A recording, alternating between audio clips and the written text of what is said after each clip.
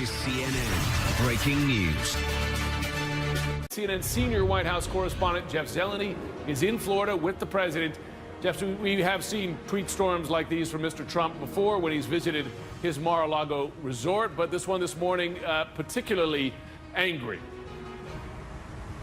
Indeed we have, Jim, and it's dinner hour now at Mar-a-Lago, but this Twitter storm started early today, in fact before sunrise, with the president setting the tone for the day here, reviving many old grievances here on Twitter. In a series, in a week of thankfulness when presidents often have given thanks, this morning the president did anything but.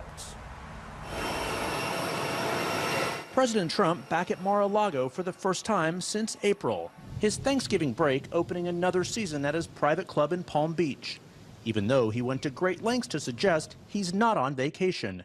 We'll be having meetings and working the phones from the Winter White House in Florida, the president tweeted just after sunrise.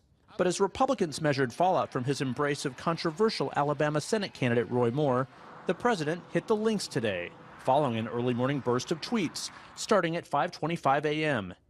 He added new fuel to the fight with LeVar Ball, the father of one of the UCLA basketball players jailed in China after allegedly stealing sunglasses. Ball blasted Trump earlier this week to CNN's Chris Cuomo. Tell Donald Trump to have a great Thanksgiving. The president still fuming over not receiving more thanks for securing their release. It wasn't the White House, it wasn't the State Department, it wasn't Father Laval's so-called people on the ground in China that got his son out of a long-term prison sentence. It was me. Too bad. LeVar is just a poor man's version of Don King, but without the hair. Don King supported President Trump in 2016. The president went on to call Ball an ungrateful fool. In a season of thankfulness, it was a blistering response to Ball's refusal to say the words thank you to President Trump. If I was going to thank somebody, I'd probably thank President Z. The president didn't stop there, also reviving his beef with the NFL. The NFL is now thinking about a new idea, keeping teams in the locker room during the national anthem next season. That's almost as bad as kneeling. The tweet storm didn't stop until the president arrived at Trump International Golf Course. Yeah, I'll be talking. The messages may have been an attempt to change the subject from his remarks Tuesday at the White House. Let me just tell you, Roy Moore denies it. That's all I can say. He denies it. And by the way, he totally denies it. Even as a majority of Americans say Moore shouldn't serve. Tonight, a new Quinnipiac poll shows 60% of American voters say if Moore is elected, the Senate should vote to expel him. 28% do not. But in Alabama, Moore's campaign touted the move, sending a copy of Mr. Trump's kind words to supporters. Florida Congressman Francis Rooney told CNN's Jim Sciutto he was among the Republicans who would not be following the president's lead and backing Moore. Well, it's up to the president to decide what he wants to do, but if I would have rather just seen no support for Roy Moore myself. Right. Now, as for the president's meetings and phone calls, White House aides here in Florida did not respond to our request for comment who the president called or who he met with. We do know that he spent about 5 hours or so at the Trump International Golf Course. Now, all of this is routine. We've covered several presidents for, several administrations. They do indeed take vacation the day before Thanksgiving, but President Trump does not want to ever acknowledge he, in fact, is on vacation. Now, as for the Roy Moore situation, we learned late today the RNC, the Republican National Committee, and the Republican Senatorial Committee that are oversee all these races, they are not changing their stance on putting money back into the race. Last week, they decided to pull money from the Alabama Senate race, and I'm told today by officials there, they're not going to revisit that decision despite the president's tight embrace of Roy Moore. Jim? Jeff Zeleny traveling with the president in Florida. Thanks very much. Tonight, the longest-serving member of the House of Representatives is facing a call to step down from his post as the top Democrat on the Judiciary Committee and other calls to resign from Congress as a whole. John Conyers of Michigan, now the subject of an ethics investigation after allegations of sexual harassment. CNN congressional correspondent Sunlen Serfati is here with more. So Sunlen, Conyers says he's done nothing wrong, but he does admit to paying this settlement to at least one accuser. That's right, he does, and he certainly is facing some new pressure tonight, Jim, and that is coming from members of his own party. Just in the last few hours, Congresswoman Kathleen Rice becoming the very first to call for his resignation. She says tonight in a statement, quote, Representative John Conyers should resign. I've reviewed the allegations against him, and they're as credible as they are repulsive, whether it happened 40 years ago or last week, settlement or no settlement, Democrat or Republican. Harassment is harassment. Assault is assault. We all know credible allegations when we hear them, and the same is true of hypocrisy. And add to that, earlier today, we also heard from Congressman Meeks, another fellow Democrat, calling for Conyers to give up his post on the Judiciary Committee. I really think probably the appropriate thing right now is he should step down as the ranking member of the Judiciary Committee and be subject to this ethics investigation.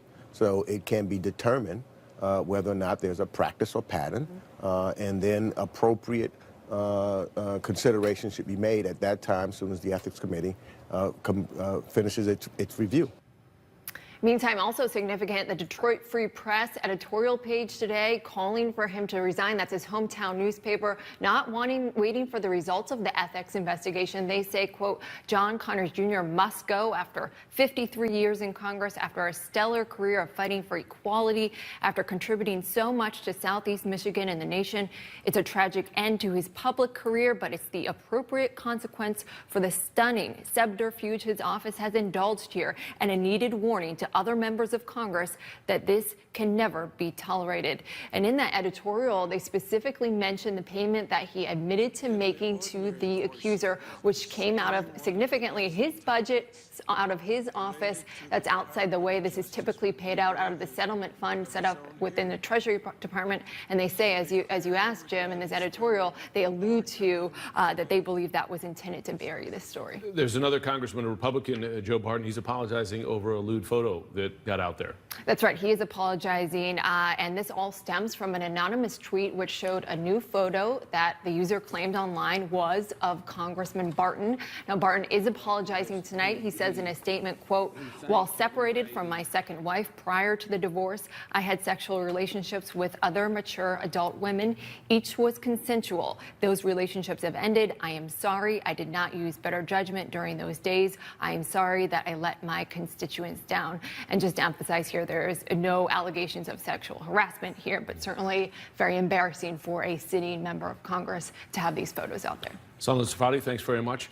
There is breaking news tonight. CNN has learned that Attorney General Jeff Sessions is ordering the ATF and the FBI to do a comprehensive review of the national database that houses gun background checks. CNN Justice reporter Laura Jarrett, she's been working that story for us. Laura, this in response to the church shooting in Texas that left more than 24 people dead because he had crimes that were not properly entered into that database. That's right, Jim. Attorney General Jeff Sessions is taking the first step today to ensure those with violent criminal records no longer fall through the cracks when it comes to buying a gun, calling the breakdowns in the system today alarming and unacceptable. Sessions specifically directs the head of the FBI and the ATF to work with the Defense Department to make sure all convictions are now properly entered in what's called the National Instant Criminal Background Check System, otherwise known as NICS. Now, as you mentioned, the timing here is no coincidence, as that mass shooting of churchgoers in Texas earlier this month showed how someone with a criminal record of domestic abuse was still able to buy a gun because the Air Force failed to enter his information in the federal database. Lawmakers on Capitol Hill have also taken note of the problems and the breakdowns in the system here. And last week, a bipartisan group of senators announced a bill to ensure that states and federal authorities all upload the required information to the database from now on, Jim. Yeah, well, you'd think that'd be a no-brainer. Laura Jarrett, thanks very much. Let's get more on all this with Democratic Congressman John Garamendi of California. As a member of the Armed Services Committee, Congressman Garamendi, thanks for taking the time during this holiday week. It's good to have you on.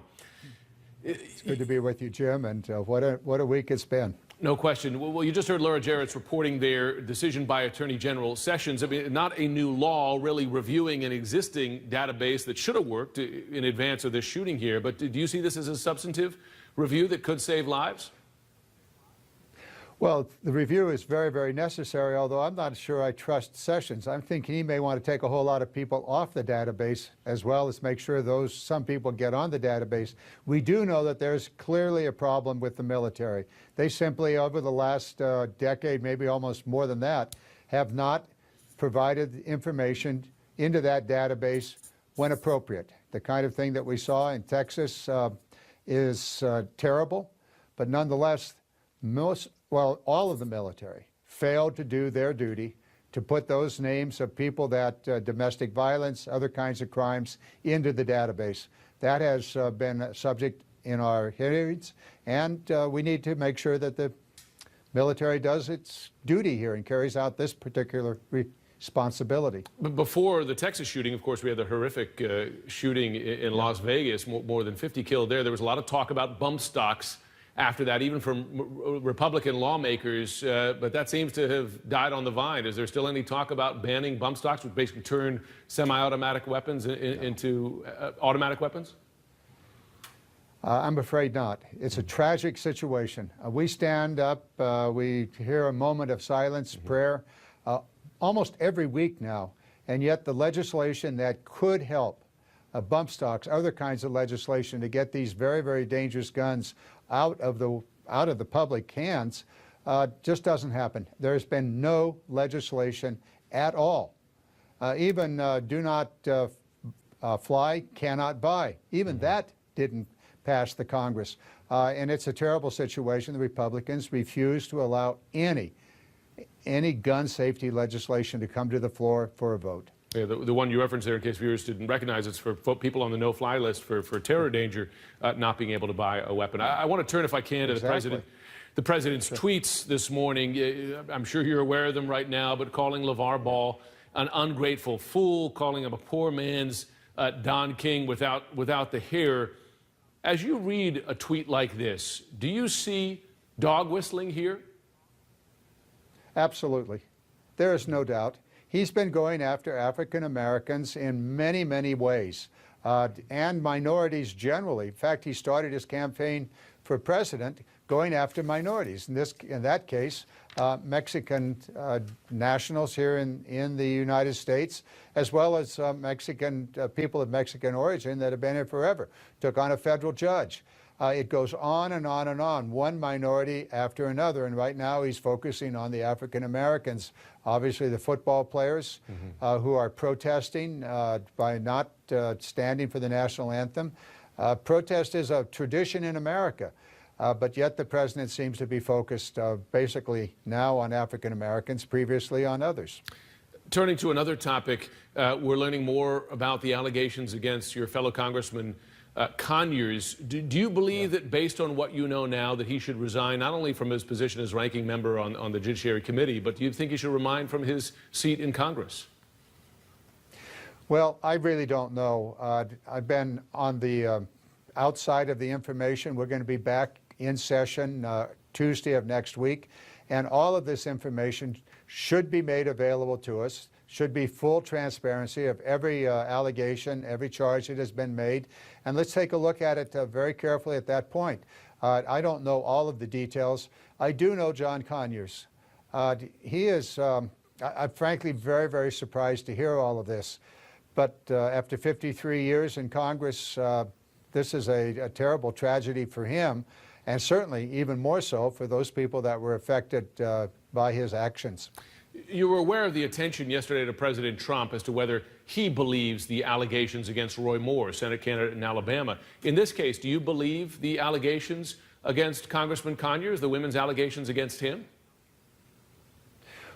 Well, I think in every case, we must give credit to these allegations, wherever they may arise. In the case of President Trump, the allegations against him, yes, I do give those credits, give credibility to those. To Moore, yes.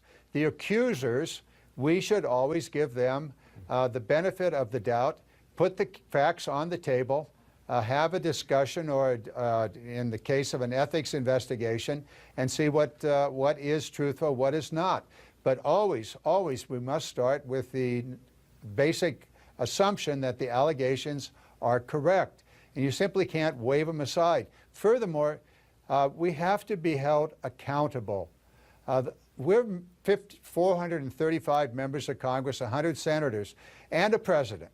We have a very, very unique and special obligation to be ethical and to have high ethical standards, to speak the truth, and to engage in ethical behavior in every way. Unfortunately, we have a president that wakes up at 5:30 in the morning and blasts a fellow who's talking about protecting his son. You go, what in the world is this president doing? If he's angry, wow. But that's a responsibility that he has to raise the level of his deportment. Discourse. Raise the level, sure. Discourse, absolutely. Thank you for that word. I hear you on that. I had your Democratic colleague, Debbie Dingell, on a short time ago, and she herself has spoken on our air about being the victim, being the target of sexual harassment during her career. But she also raised her own concern about due process, about the possibility of false allegations or giving a chance at least for the accused to respond. And I wonder, it seems like both parties are struggling with this question. I wonder if you have similar concerns. Well, I do, and I think Representative Dingell is correct. We should give credibility to the accusations. That's the starting point. And we have to have a process that is open, transparent, and if the accusations in that process, in this case the Ethics Committee, dealing with it diligently and quickly, getting the information out there, not hiding anything, and if at the end of that investigation the answer is, yeah, somebody misbehaved, then what is the appropriate, where do you go from there? First of all, I don't think you ought to use taxpayer money to settle these claims. Ought to come out of the pockets of the, and if it's a representative, out of the pockets of a representative. If it's a chief of staff or someone else in the office, they ought to be held accountable in the same way. Taxpayer money shouldn't be used, but the issue needs to be, first of all, credibility given to the accusation, and a process immediately underway. Certainly, Mr. Conyers, when we return next week, lay it out, put it out on the table. What did take place? What is the accusations? And if they are credible and if they're substantial, as they appear to be, then what is the appropriate action? And I'm quite sure that Mr. Conyers will do whatever is appropriate at that point. Congressman, please stay with us. We have new information coming in. Sure. We're going to get right back to you right after this break. This is CNN Breaking News.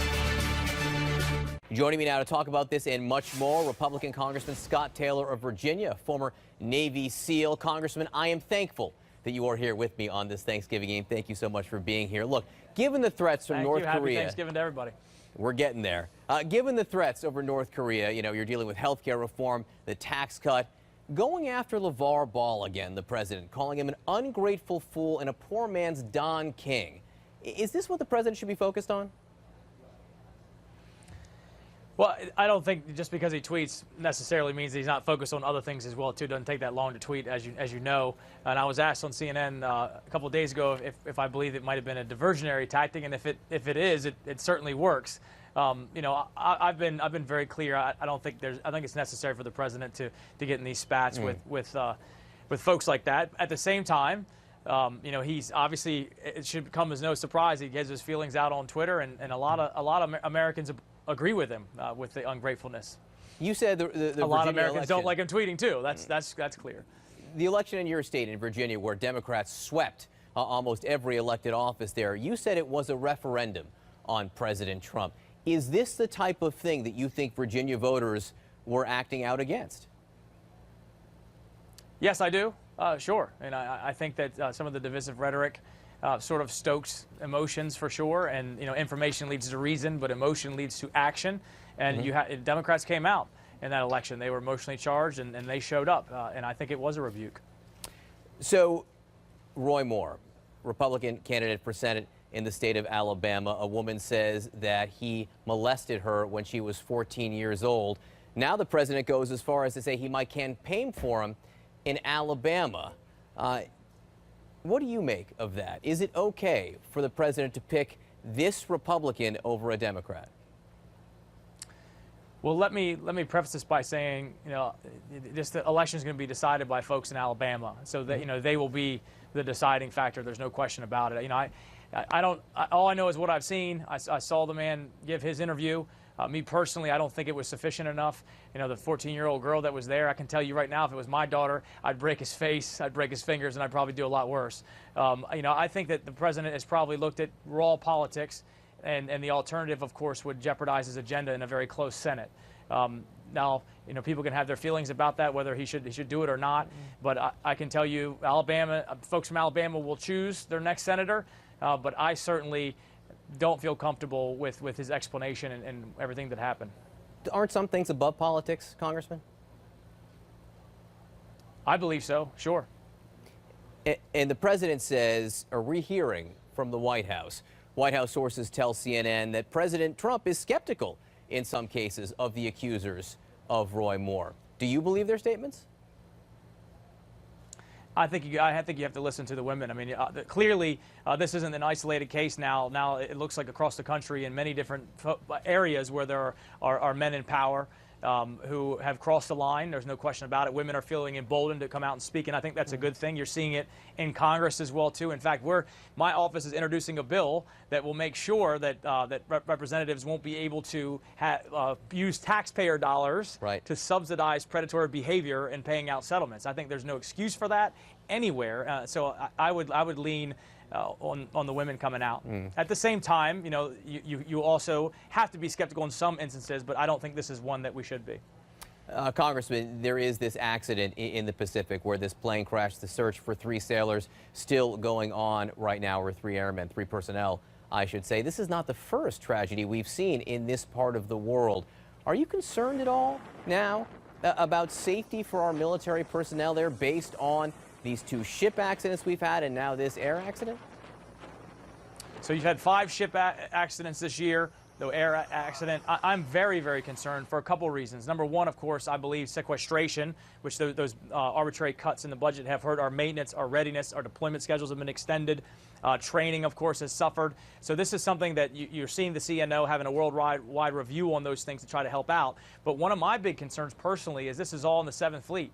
You know, we have ships all around the world, and you're not seeing these same things. And if you think about this, you know, you're in an area of operation where obviously tensions are heightened, where we have near peers in cyber in Russia and China and even North Korea. And that concerns me, too. I think that cyber and the cyber threat, both to our ships and to ships around us that could potentially cause collisions, is a real threat and has to be ruled out in any investigations moving forward. So, yeah, I'm very, very concerned, not just on the training and readiness aspect of it and the safety for, of course, our sailors out there. And God bless them. We hope we find those 3 that are missing, but also the cyber aspects and the cyber threat that is out there.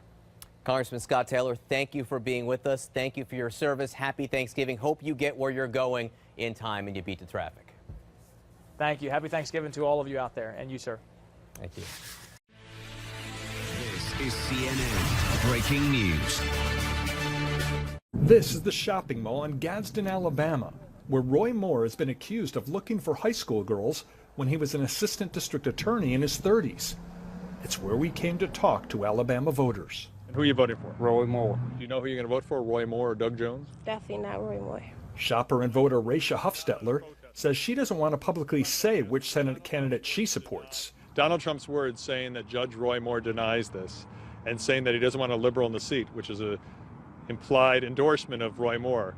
Do you feel that has any influence on how you're going to vote? No. And why not? Why aren't the president's words influential to you? He doesn't run my choice, so my choice is mine. But President Trump's statements are proving to be very influential to others. Do you know who you're going to vote for in the Senate election? Doug Jones. Phelan Dickerson says her support of the Democrat has been strengthened because of the president's words. I'm anti-Trump, just to be honest with you, so he's endorsing Roy Moore, and I don't feel like I want Roy Moore up there. Onisha Bryant feels similarly. Does it disappoint you that President Trump said that? Yeah, it does. Amongst a lot of other things that come out of his mouth, it does. Across from the mall at the Waffle House, the president's words are also influential to customer Donald Mitchell. Who are you supporting in this race? I have to support Moore. Influential because he very much appreciates the president's words. He could have said, I'm not supporting anyone in this race. Or he could have said, I'm going to pick the Democrat over to accuse child molestation. If he said he wasn't supporting him, I might change my opinion then. Really? What Trump says pretty well good. I like him. So his word means a lot to you. Yes. His wife feels the same about what the president says. And I voted for him, and I trust him. This Judge Moore supporter also trusts the president, but says he didn't need his guidance. If Donald Trump would have said, I don't think you should vote for Roy Moore because these women may be telling the truth, would you have changed your vote? No, absolutely not. So it just helps solidify it. Yeah. And Gary Tuckman joins us now. Gary, you're doing so much reporting down there in Alabama. In your travels, have you run into a significant number of undecided voters? Well, John, mine certainly changed right after the Washington Post article was published, but we have found over the last couple of days very few people who say they're undecided. What we have found are a lot of people who don't publicly want to tell us who they're voting for, like that woman in our story. And they're not shy about telling us the reason. This has created a lot of fights, a lot of commotion among friends and within families.